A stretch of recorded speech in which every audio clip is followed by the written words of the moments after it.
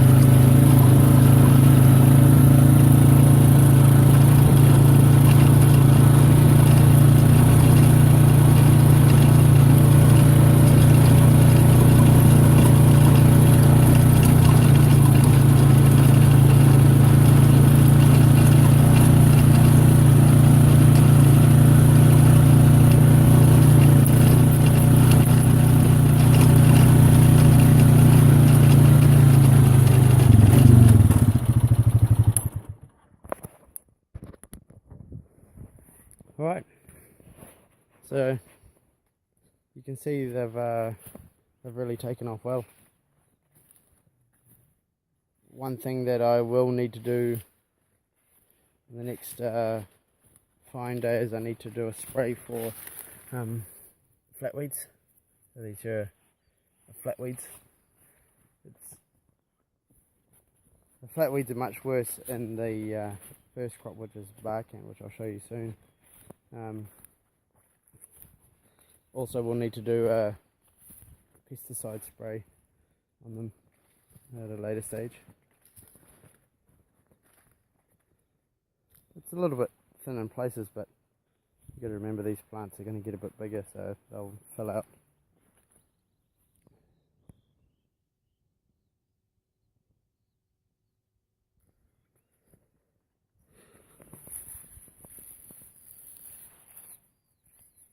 A few holes there from bugs, but it's not too bad yet.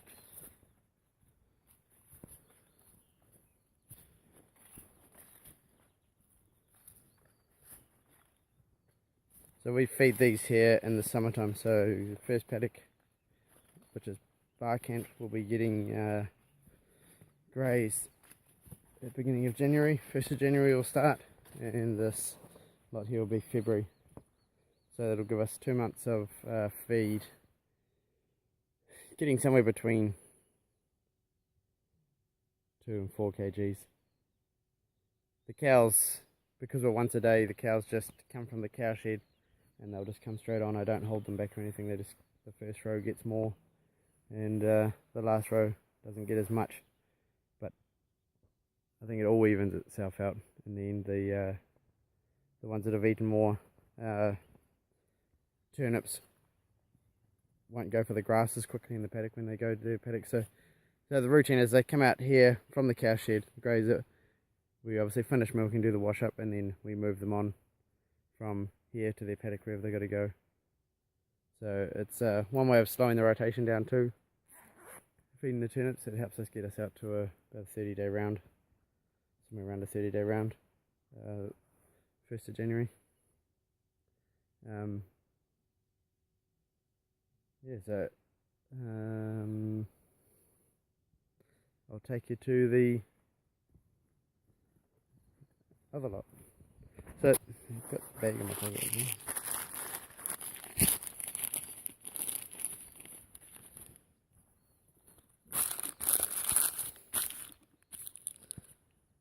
This is the brand that I use, Barkent, that's in the first paddock. Green Globe is also made by the same company.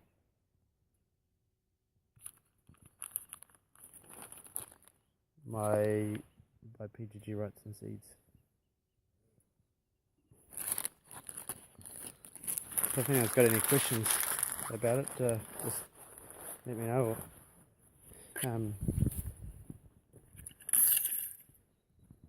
Leave them below and I'll have a go at answering them. Also, if anyone's got any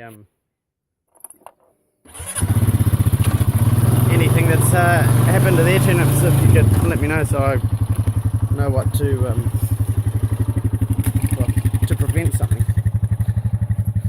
Funny story, last season's turnips I just used Barkent, and I did 2 paddocks of Barkent, this paddock just here and the one on the other side of this turnip paddock.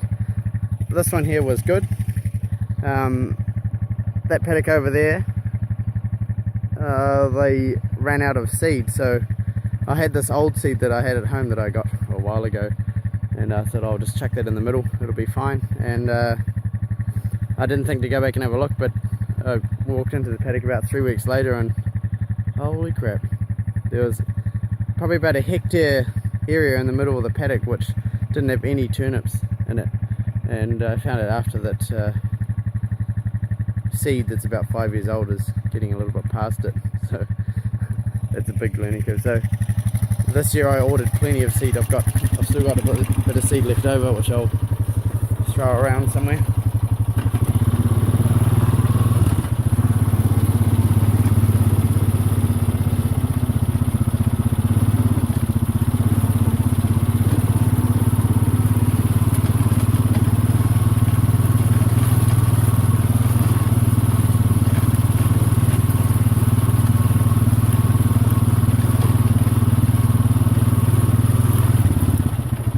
Come on, girls. If there's going to be a cow, it's going to be silly. It's going to be that number 11.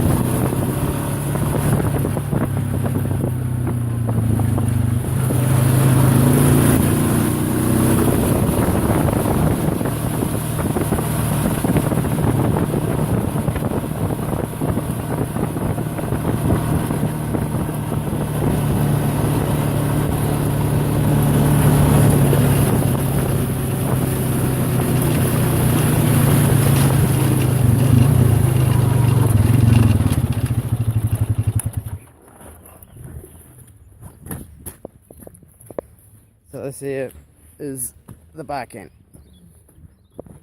So you can see it's a lot more open in places. There's a bit more clay around. There's not as much topsoil, so it's not going to grow as well.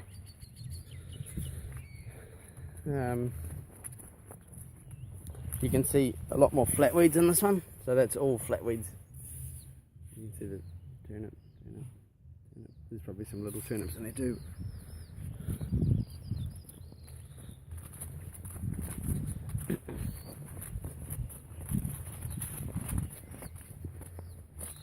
So the front half of this paddock I worked up with a rototiller, and this front half took off a whole lot quicker than the back half. The back was just sprayed out grass that was short and directly drilled.